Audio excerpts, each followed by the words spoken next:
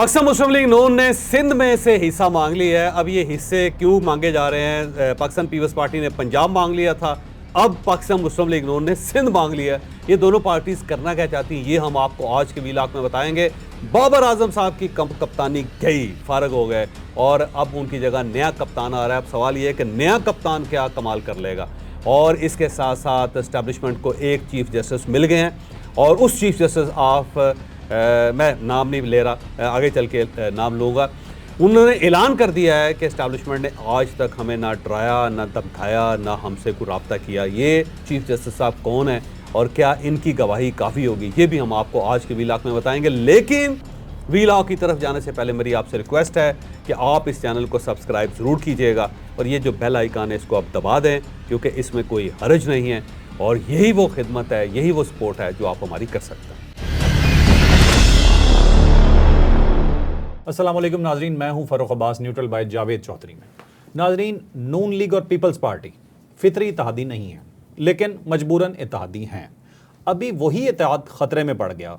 क्यों ख़तरे में पड़ा, वजूहात क्या थीं, सिंध और पंजाब में आपस में क्या तनाव है और क्या नेक्स्ट होने जा रहा है, इस पर बात करते हैं। जनाब, सबसे पहले पाकिस्तान पीपल्स पार्टी ने ये जो अभी बजट पेश हो रहा था कौमी असम्बली के अंदर, उस दौरान पाकिस्तान पीपल्स पार्टी ने पाकिस्तान मुस्लिम लीग नून से पंजाब के अंदर हिस्सा मांग लिया था। और हिस्से के लिए उन्होंने ये कहा था कि हमारे वो तमाम लोग जो सिर्फ टिकट होल्डर थे, जीते नहीं थे, जिन्होंने जिन्हें पार्टी ने टिकट दिया था, उन सबको अकोमोडेट किया जाए। उनमें से कुछ लोगों को मशीर बनाया जाए, कुछ लोगों को वज़ीर बनाया जाए, कुछ लोगों को मुख्तलिफ महकमों का चेयरमैन बनाया जाए और साथ साथ उनको तरक्याती फ़ंड्स भी अनायत किए जाएँ ताकि वो अपने हलकों के अंदर कुछ ना कुछ करके अपनी पोजीशन को बेहतर बना सकें। अब उसके जवाब में पाकिस्तान मुस्लिम लीग नून ने पाकिस्तान पीपल्स पार्टी से कहा कि ये ठीक है, हम कर देते हैं, लेकिन सिंध में भी हमें इस किस्म का एक हिस्सा चाहिए। तो उन्होंने कहा जी आपको क्या हिस्सा चाहिए? तो उन्होंने कहा जी जो हमारे वहाँ पे ओहदेदार हैं, कोई डिविजनल प्रेसिडेंट है, कोई डिविजनल सेक्रेटरी जनरल है, कुछ प्रोविंशियल प्रेसिडेंट हैं, कुछ प्रोविंशियल सेक्रेटरी जनरल हैं, उन सब को भी बाकायदा मशीर बनाया जाए और उनको भी वजारतें दी जाए और उनको भी तरक्याती फ़ंड दिया जाए ताकि वो अपनी पोजीशन वहाँ पे बहाल कर सकें या बेहतर कर सकें। पाकिस्तान पीपल्स पार्टी ने कहा कि जनाब ये नहीं हो सकता, ये तो मुमकिन ही नहीं है, क्योंकि सिंध के अंदर तो आपका मैंडेट ही नहीं था, तो हम आपको कैसे अकोमोडेट कर सकते हैं। तो फिर पाकिस्तान मुस्लिम लीग नून ने कहा कि पंजाब के अंदर भी आपका मैंडेट नहीं था, हम आपको कैसे अकोमोडेट कर सकते हैं। अगर आपने वफाक का बजट पास नहीं करना तो वफाक जाने और आप जाने, लेकिन ये जो सूबों का लेन देन है ना, इसके अंदर हम इन्वॉल्व नहीं हो सकते एक दूसरे के साथ। तो दोनों की तरफ से इनकार हो गया। तो अब मसला ये है कि पाकिस्तान पीपल्स पार्टी और पाकिस्तान मुस्लिम लीग नून, मेरा ख्याल है इनके अंदर जो दरार है वो बढ़ती चली जा रही है। तो वो जो कहते हैं ये जो तुम में मुझ में करार था, मेरा ख्याल है वो करार अब ख़त्म होता चला जा रहा है और बेकरारी बढ़ती चली जा रही है। अब सवाल ये है कि क्या इसका इफेक्ट वफाक के बजट पे होगा? मेरा नहीं ख्याल कि वफाक के बजट पे होगा, क्योंकि ये बजट पास करवाना सिर्फ पाकिस्तान मुस्लिम लीग नून की जिम्मेदारी नहीं है, ये ज़ाहिर रियासत पाकिस्तान की जिम्मेदारी भी है। और अगर ये बजट पास नहीं होता तो रियासत डिफ़ॉल्ट कर जाएगी या रियासत को बहुत नुकसान पहुँचेगा। और इस कमज़ोरी या इस खामी से पाकिस्तान मुस्लिम लीग नून अच्छी तरह वाकिफ़ है और वो इससे ठीक ठाक प्ले कर रही है। वो इस तरह कर रही है कि जनाब वो कहती है ठीक है जी, हम क्या कर सकते हैं, और वो जाने जिन्होंने बजट बनाया है और वो जाने जिन्होंने बजट पास करवाना है, तो हमारी तो ये जिम्मेदारी है ही नहीं। तो उन्होंने ज़ाहिर है पाकिस्तान पीपल्स पार्टी और रावलपिंडी को आमने सामने कर दिया जी, आप आपस में फ़ैसला कर लें और पंजाब में हम आपको कोई हिस्सा नहीं दे रहे, और अगर आपने कोई हिस्सा लेना है तो फिर सिंध के अंदर आपको जवाब में हमें हिस्सा देना पड़ेगा। तो ये एक नई किस्म की सियासत जो है क्लियर मैसेज है। इसके साथ साथ आपने वो देखा होगा कि जो गवर्नर पंजाब हैं सलीम हैदर साहब, उन्होंने भी ये कह दिया कि ये जो हमारी अकोमोडेशन थी पाकिस्तान मुस्लिम लीग नून के साथ, या ये जो हमारी कोलेशन थी, ये बड़ा बुरा फ़ैसला था और इसका हमें नुकसान भी हो रहा है। तो अब पाकिस्तान पीपल्स पार्टी की तरफ से आवाज़ें आना शुरू हो गई। लेकिन अब सवाल यही है कि पाकिस्तान पीपल्स पार्टी ने अगर ये बुरा फ़ैसला किया था तो इतने ज़्यादा फ़ायदे उन्होंने कैसे हासिल कर लिए? दो तो उन्होंने गवर्नर बिठा लिए, तीसरा गवर्नर जो था उनके ऊपर उन्होंने नज़र लगाई हुई थी, वो MKM नहीं मानी और उस वजह से वो वहाँ पर टसोरी साहब मौजूद हैं। इसके साथ साथ बहुत सारे ऐसे महकमे हैं जिनके चेयरमैन इनके हैं। फिर प्रेसिडेंट हाउस में आसिफ अली जरदारी साहब जाके बैठ गए, तो कुछ अरसे बाद सारे वजारतें भी ले लेगी पाकिस्तान पीपल्स पार्टी। तो हर लिहाज से पाकिस्तान पीपल्स पार्टी को इस इत्तेहाद का फ़ायदा हुआ है। नुकसान पाकिस्तान पीपल्स पार्टी ने अभी तक कोई नहीं उठाया, नुकसान पाकिस्तान मुस्लिम लीग नून को ही हो रहा है। तो वो मेरा नहीं ख्याल कि सलीम हैदर साहब की ये बात कोई बेहतर है या ठीक है कि जी हमें तो नुकसान हुआ है। नुकसान कोई नहीं हुआ, पाकिस्तान पीपल्स पार्टी को फ़ायदा ही फ़ायदा हुआ। यहीं पे सरदार सलीम हैदर साहब से मतलब क्वेश्चन किया गया प्रोग्राम के अंदर ही, उनसे पूछा गया जी कि आप वजारतें क्यों नहीं लेते या वो क्यों नहीं आते ये हुकूमत में, तो उनका बड़ा क्लियर कट जवाब था। उन्होंने कहा जी कि अगर हम हुकूमत में आएंगे तो हमें बर्डन उठाना पड़ेगा कारकर्दगी का, मतलब वो कारकर्दगी का बर्डन तो उठाना ही नहीं चाह रहे। क्लियर कट पीपल्स पार्टी की तो यही सियासत है। लेकिन पंजाब के अंदर लेना चाह रहे हैं वो, वफाक के अंदर नहीं। वो तमाम हिस्से जिस पे उन्हें जवाब ना देना, जिन्हें जवाब ना देना पड़े, पंजाब के अंदर वो चाहते हैं, क्योंकि वहाँ पे पैसा भी है पंजाब के अंदर, वहाँ पे गवर्नमेंट भी तगड़ी है और वहाँ पे कुछ ना कुछ हो भी रहा है। और मरियम नवाज को इस चीज़ की दाद देनी पड़ेगी कि वो कुछ ना कुछ करती हुई वहाँ पे नज़र आ रही है। देखें वो साहिवाल चलेंगी, फिर रावलपिंडी में कल वाक़या पेश आया, रावलपिंडी का नोटिस ले लिया उन्होंने, होली फैमिली के अंदर वहाँ पे आग लग गई। तो वो कुछ ना कुछ करती हुई आपको नज़र आते हैं। लिहाजा पाकिस्तान पीपल्स पार्टी को पता है कि पंजाब के अंदर जो है वो कुछ ना कुछ है और पंजाब बेहतर हो जाएगा इन 4-5 सालों में। तो वहाँ पे पाकिस्तान पीपल्स पार्टी अपना कंधा पेश करना चाहती है ताकि कल को ये कह सके कि देखिए जी हमारा कंधा भी तो लगा था ना, हमने भी तो बड़ा काम किया है इसके अंदर। लेकिन वफाक के अंदर उन्हें पता है कि मामलात इतने ठीक नहीं हैं और यहाँ पे इमरान खान भी बैठे हुए हैं और उनका भी कभी ना कभी दाव लगेगा, वो भी बाहर आएंगे तो हमें नुकसान है उस चीज़ का। तो वो पंजाब का बर्डन उठाने के लिए तैयार है, वो वफाक का बर्डन उठाने के लिए तैयार नहीं है सर-ए-दस्त। ठीक है चौधरी साहब, आपको ये इत्तेहाद टूटता हुआ नजर आ रहा है वफाक में? नहीं, मेरा नहीं ख्याल इत्तेहाद नहीं टूट सकेगा, लेकिन ये खींचातानी चलती जारी रहेगी और एक दूसरे को धक्का देने की, ये उधर से पुश करेंगे वो उधर से पुश करेंगे दोनों। ठीक है नाज़रीन, अगली बड़ी स्टोरी सिंध से आ रही है। Chief justice Sindh high court ने कुछ ऐसा कहा है जिससे उनकी लाइन क्लियरली वाज़ेह हो गई है कि वो सोचते क्या हैं और सुप्रीम कोर्ट में जाने के बाद उनके जाने से फ़र्क क्या पड़ने वाला है। क्या चॉइस है? अब ये जो chief justice of Sindh high court है, एक तो एलिवेट हो गए हुए हैं, वो सुप्रीम कोर्ट आ रहे हैं। अब्बासी साहब, अकील अब्बासी नाम है उनका शायद, और अब वो जस्टिस अकील अब्बासी साहब जो है ना वो आ रहे हैं सुप्रीम कोर्ट ऑफ पाकिस्तान। अब ये दो चीफ जस्टिस हैं जो एलिवेट हुए हैं। एक पंजाब के चीफ जस्टिस हैं लाहौर के, उनका नाम है शहजाद अहमद ख़ान, जस्टिस शहजाद अहमद ख़ान। बड़े वोकल हैं और लोग बड़ा पसंद करते हैं उनको। एक बाकायदा जो पंजाबी करैक्टर होता है ना कि आप मुंह खोल के बाकायदा फोर्स के साथ बोलें, तो वो उनके अंदर है। दूसरे अकील अब्बासी साहब हैं, वो सिंध हाई कोर्ट के हैं।